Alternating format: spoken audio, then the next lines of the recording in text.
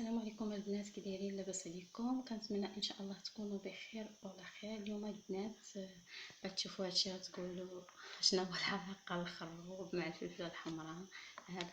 اليوم البنات ان شاء الله غادي نقدم معكم جوج ديال الوصفات الصراحه رائعات، وحده ما يعني وحده ما كتشبه الاخرى. جوج ديال الوصفات كل وحده ولا شي زعما كتليق. هاد جوج البنات ديال الوصفات قلت انا نشاركهم معكم. بالنسبه للبنات لهاد الوصفه الاخرى ديال هذا الخروب البنات، بعد اول حاجه هو الخروب، يعني كلشي كيعرفوا ما شاء الله الخروب والمنافع ديال الخروب.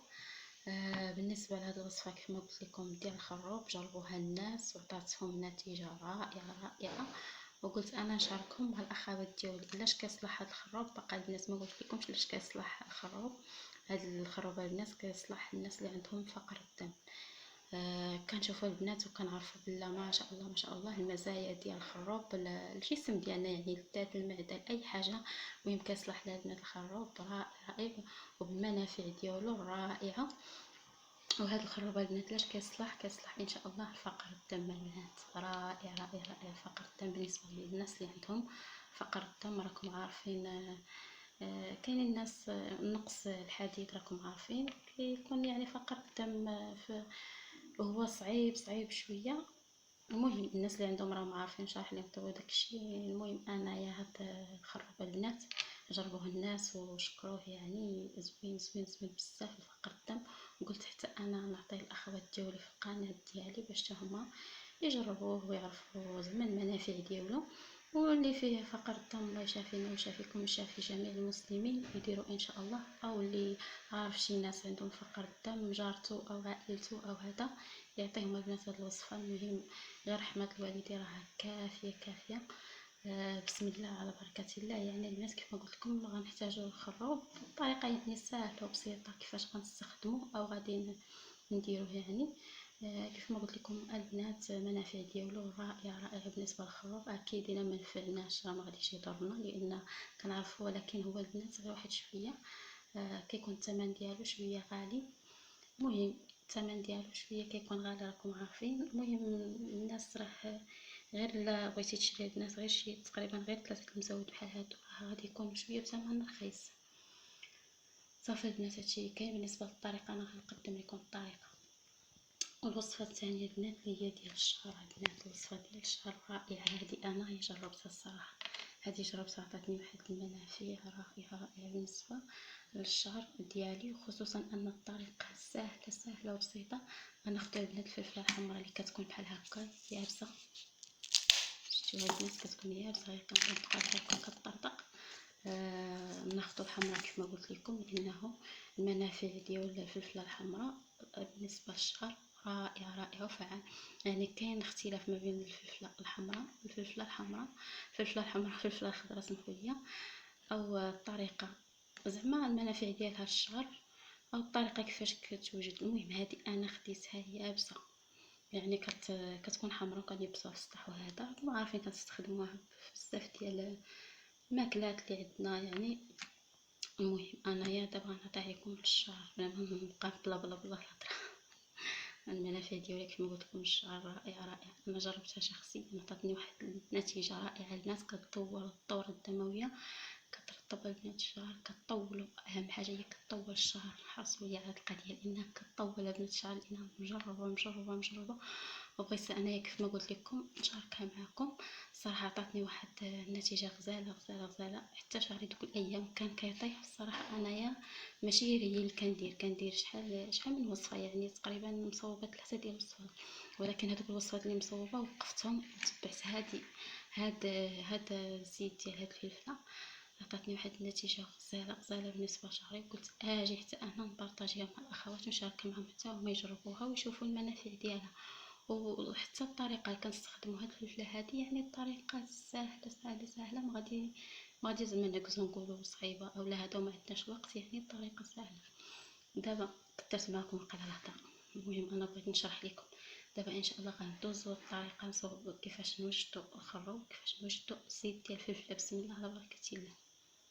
بسم الله. اول حاجه البنات غنجيب كاس فاش غنوجد هاد الخروب ديالنا. المهم البنات حنا نغسلوهم من الغبره وهذا باش ما تبقاش فيها ديك الغبره.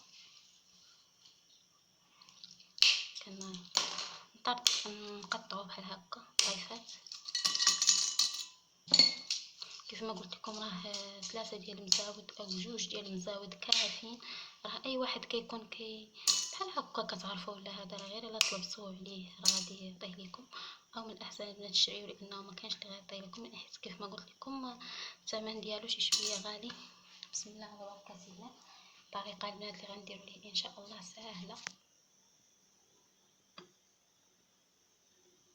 غادي نخلي عليه البنات نطيب.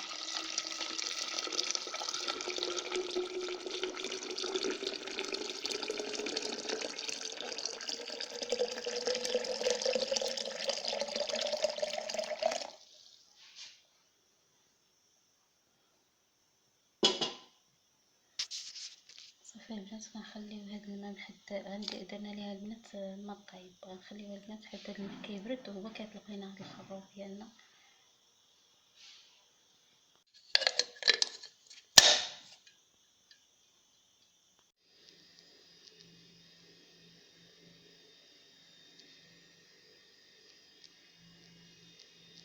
الثانيه اللي هي ديال الفلفله كيف ما قلت لكم اليابسه، وزيت ليسيور، يعني زيت ليسيور اللي كتستخدموه في الطاجين. بسم الله على بركه الله. حتى هي من الطريقه ديال الفلفله طريقه اللي هي سهله وبسيطه. كناخذ علبه الفلفله بحال هكا كنقطعوها نديروها في قرعه ديال الازاج، كنقطعوها بحال هكا البنات باش ريحتها بكلشي ليها، يعني بالعود ديالها بكلشي.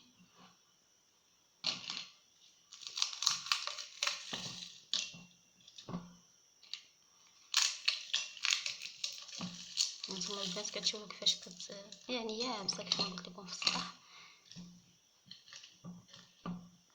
متاكده بلا المغربيات كاملهم كيبسوا الفلفله اكيد الحمراء، لانها البنات كتصلح بزاف، كتجي يعني زوينه بس ما شاء الله في الماكله.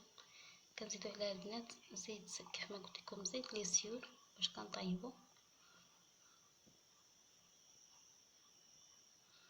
باش البنات كنديروا ليها كنغطيو هاد القرعه هادي وكنديروها في حمام مريم، يعني في حمام مريم كنخليوها البنات هذيك الفلفله كذوب لينا في هذاك الزيت، كيولي هذاك الزيت احمر، كيولي البنات حمر، هذيك الفلفله طالقه فيه.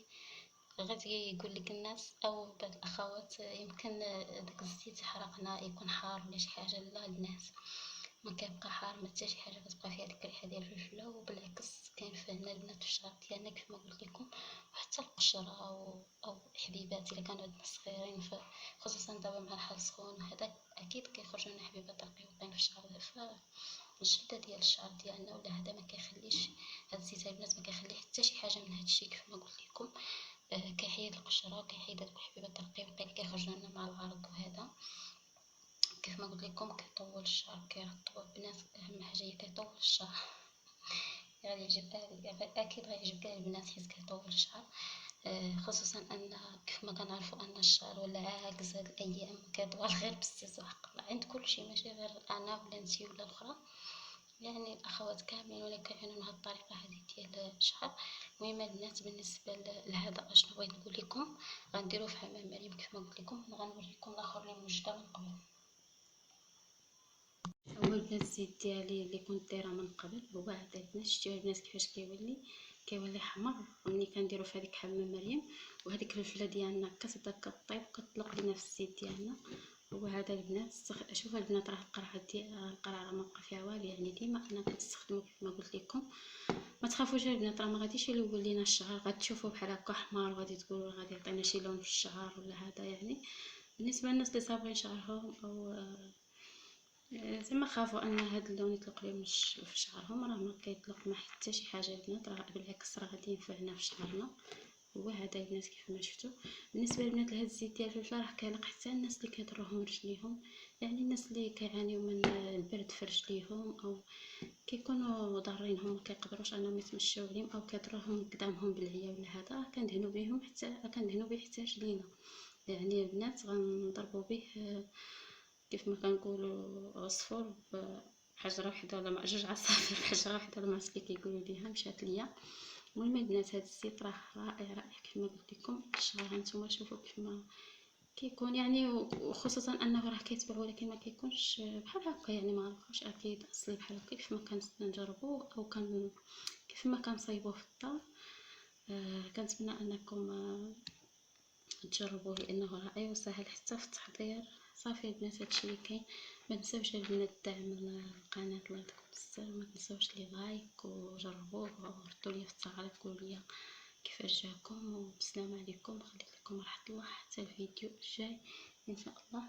ان شاء الله الفيديو الجاي يكون رائع وزوين حتى هو بزاف، ونقدم لكم بعض الوصفات يعني اللي كندير انا شهر اخرين. هادشي اللي كاين. السلام عليكم.